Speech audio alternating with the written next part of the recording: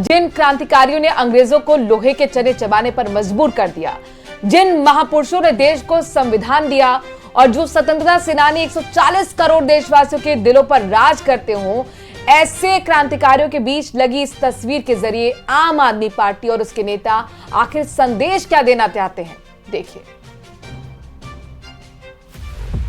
देश के जिन वीर सपूतों ने आजादी के लिए शहादत दी, जिन क्रांतिकारियों ने अंग्रेजों को लोहे के चने चबाने पर मजबूर कर दिया, जिन महापुरुषों ने देश को संविधान दिया और जो स्वतंत्रता सेनानी 140 करोड़ देशवासियों के दिलों पर राज करते हों, ऐसे क्रांतिकारियों के बीच लगी इस तस्वीर के जरिए आम आदमी पार्टी और उसके नेता आखिर संदेश क्या देना चाहते हैं।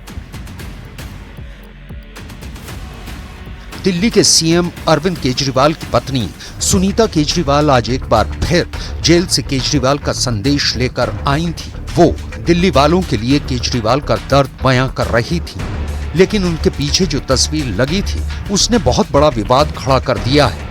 महज 23 साल की उम्र में देश के लिए फांसी पर झूल जाने वाले भगत सिंह और देश को संविधान देने वाले डॉक्टर अंबेडकर के बीच लगी केजरीवाल की तस्वीर बेहद विवादित है।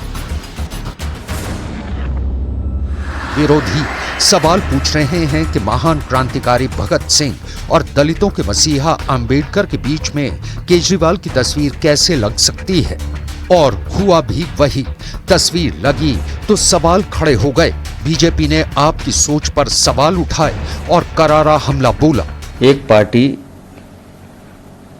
जिसका विश्वास अराजकता में है, जिसका विश्वास संविधान की नीतियों में नहीं है, और उसके मुखिया जो खुद शराब घोटाले के आरोपी हैं, जेल में हैं, उनकी फोटो बाबा साहब के साथ लगाना और शहीद आजम भगत सिंह के साथ लगाना, आप समझ लीजिए कि इनका राजनीतिक चरित्र कितना गिरा हुआ है। कोई सीमा होती है ना, उस सीमा को भी इन्होंने तोड़ने का काम किया है। शर्म आनी चाहिए इन लोगों को। बाबा साहब ने संविधान का निर्माण किया, इस देश को दिशा देने का काम किया।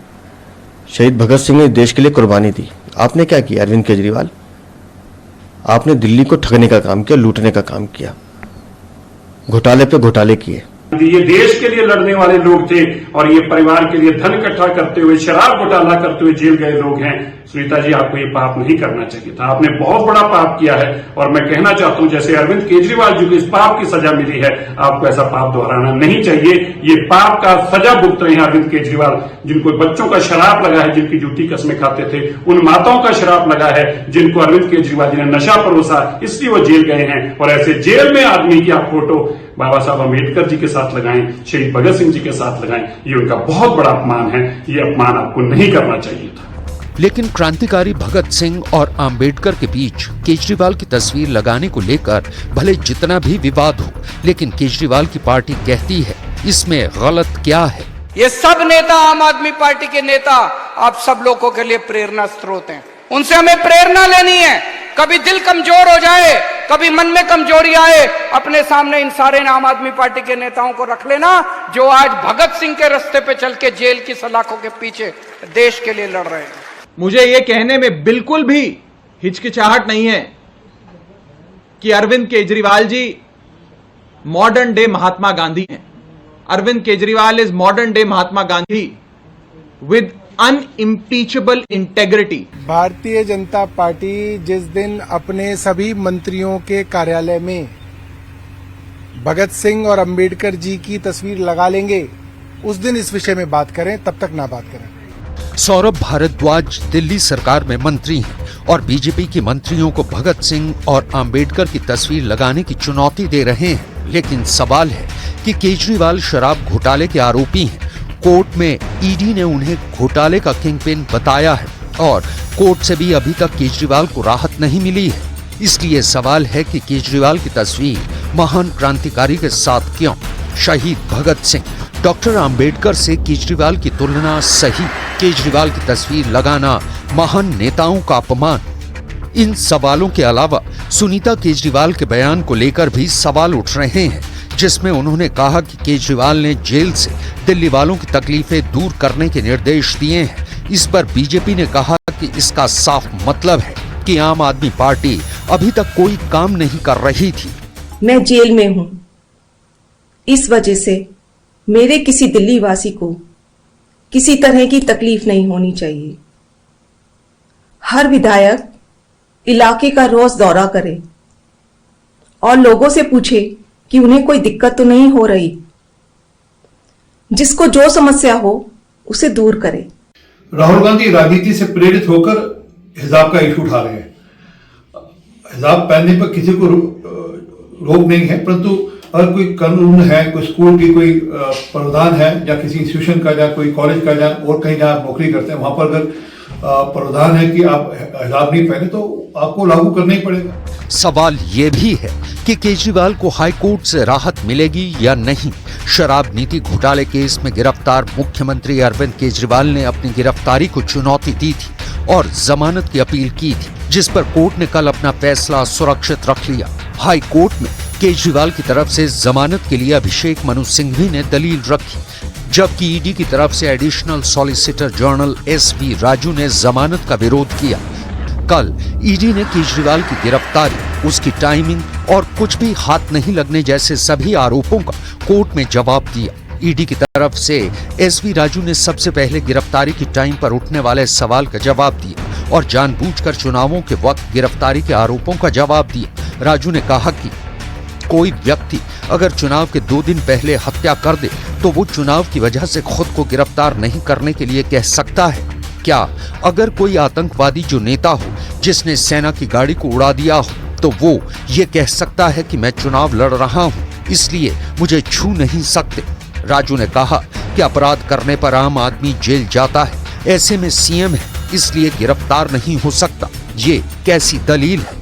राजू ने कहा कि क्या आप देश को लूटेंगे और कोई आपको गिरफ्तार नहीं करेगा क्योंकि चुनाव है। राजू ने कोर्ट को बताया कि ईडी काफी समय से मामले की जांच कर रही थी और उसने बहुत से सबूत इकट्ठा किए हैं, ऐसे में गिरफ्तारी चुनाव के समय की गई ये कहना गलत होगा। टाइमिंग के बाद राजू ने पूरे मामले को उजागर किया और ईडी की पूरी जांच का ब्यौरा रखा। राजू ने कोर्ट को बताया ये सवाल नहीं है कि कुछ पैसा नहीं मिला क्योंकि पैसा तो गोवा के चुनाव में खर्च हो गया, मनी लॉन्ड्रिंग हुई है, इसमें कोई संदेह नहीं है और गवाहों के बयान से ये साफ है कि केजरीवाल इस पूरे घोटाले में व्यक्तिगत रूप से शामिल हैं। राजू ने केजरीवाल की गिरफ्तारी पर नियमों का भी हवाला दिया और कोर्ट को बताया कि केजरीवाल की पत्नी सुनीता केजरीवाल को सूचना दी गई और गिरफ्तारी के 24 घंटे के भीतर केजरीवाल को कोर्ट में भी पेश किया गया।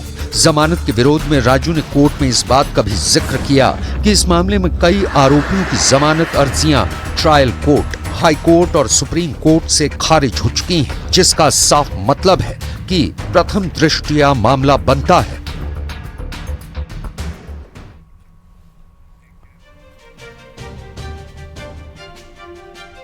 चलिए बढ़ते हैं आगे। दिल्ली के बाद बिहार आपको लिए चलते हैं, जहां पर कांग्रेस नेता पप्पू यादव ने पूर्णिया सीट से निर्दलीय पर्चा दाखिल करके महागठबंधन की टेंशन बढ़ा दी है।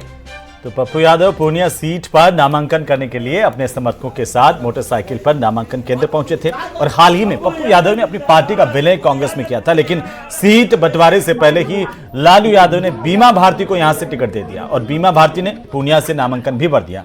अब पप्पू यादव निर्दलीय ताल ठोक रहे हैं, ये साफ हो गया है और इसी के साथ ही कांग्रेस के खेमे की टेंशन भी बढ़ती हुई दिखाई दे रही है।